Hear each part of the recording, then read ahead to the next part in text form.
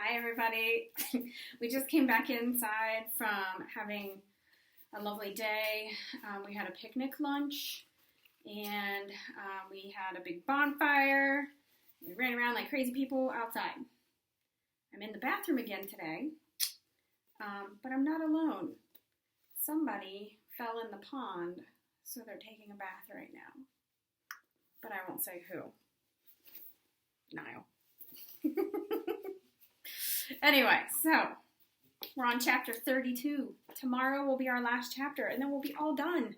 We'll have to come up with another book to read. Okay, so I remember when we left off, Penny was in the hospital, and she was going to be okay, but everybody was nervous. Okay, chapter 32. It's Monday, so I have to return to school today. The temperature has dropped, and the sun is glowing like some kind of frosted golden jewel. Yet everything feels different and not quite right. Mom spent the weekend at the hospital with Penny, sleeping on a cot in her room. I have not seen her since everything changed. I wonder if Mom is mad at me. Mrs. V comes over and helps me get dressed and fed. Even Butterscotch seems to miss Penny. She puts her head in my lap and looks at me with lonely eyes. I can't help her. Dad is a mess. He keeps dropping things like forks and keys. He starts to talk, then forgets what he's going to say. He hasn't shaved. Go and get yourself together, Chuck, Mrs. V finally tells him. A hot shower and cold glass of orange juice will do you wonders. When you go see Penny this morning, you don't want to scare her or scare the child, do you? You're right, Dad replies. You've got Melody covered? I'll see she gets on the bus. Now scoot. He bounds up the stairs to the bathroom. Penny better? I tap on my board. Yes, oh yes. When I spoke to your mom this morning, she told me that they have taken her off the IV already.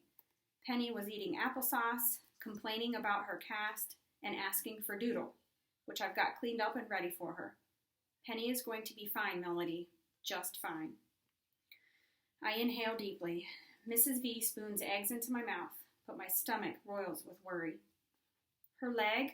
I ask.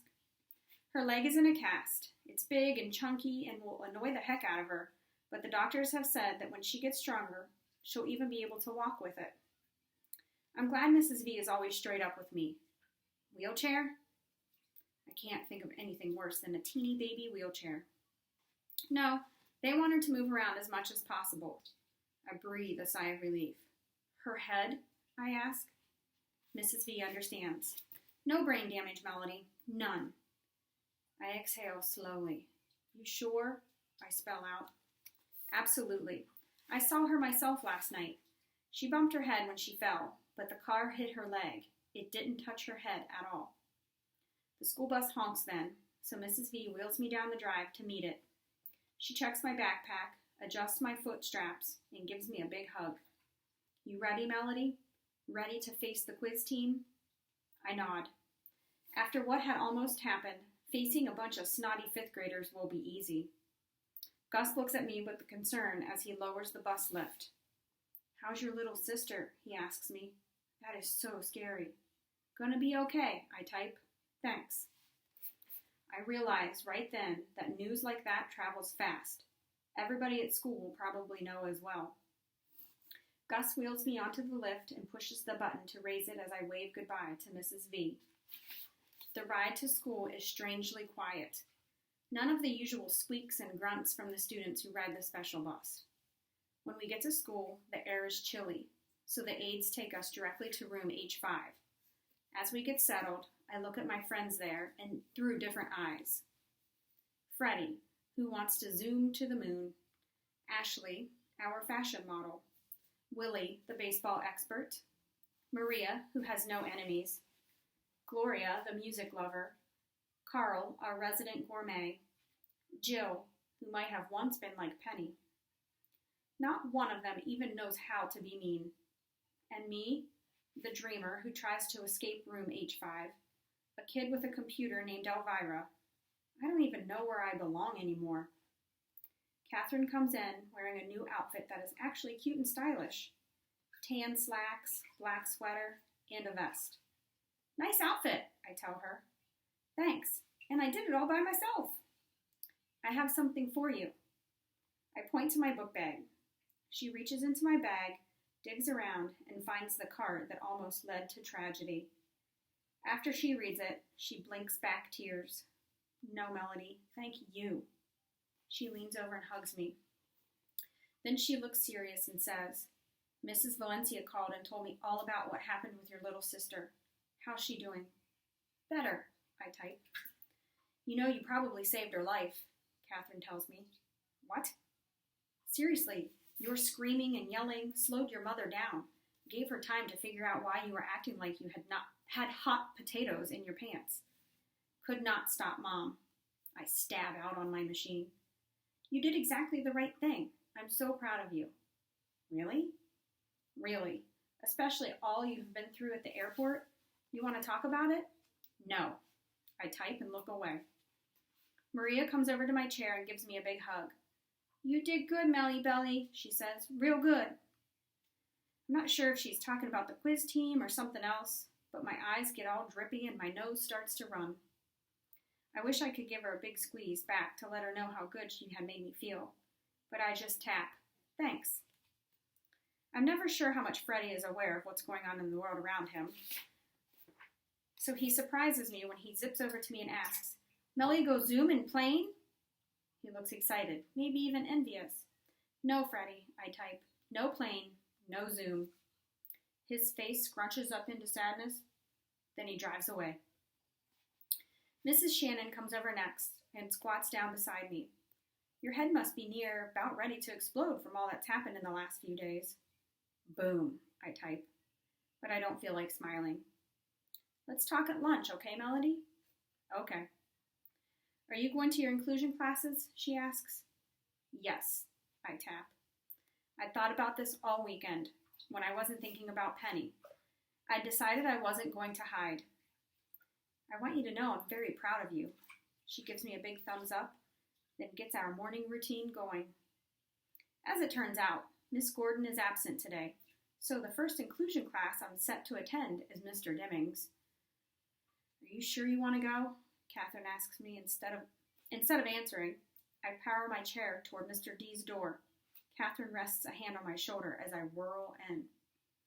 A small brass-colored trophy sits on Mr. D's desk. The room is quieter than normal. Mr. Deming clears his throat.